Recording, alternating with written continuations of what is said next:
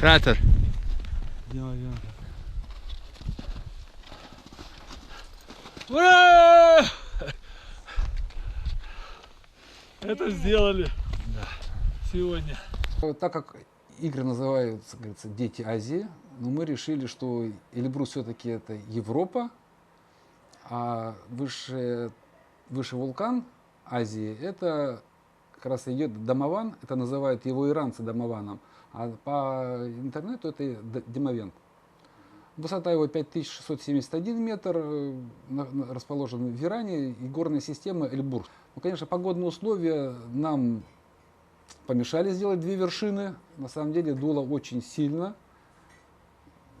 Ну, да, и видео снимали, мы даже на вершине пробыли ровно минут, наверное, 10, потому что такой циклон налетел, что нам нужно было просто быстро убегать оттуда, чтобы не остаться там навсегда.